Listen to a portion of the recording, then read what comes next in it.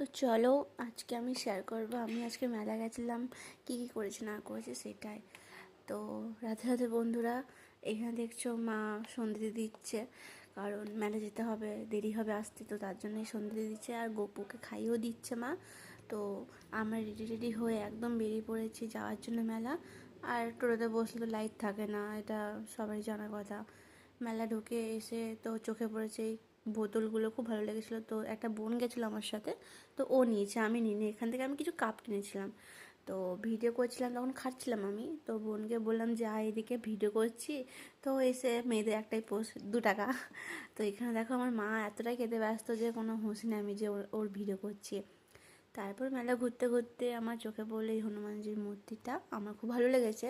আর ঘরেও একটা হনুমানজির মূর্তি নেই, তো তার জন্য একটা নিয়ে নিলাম মূর্তি।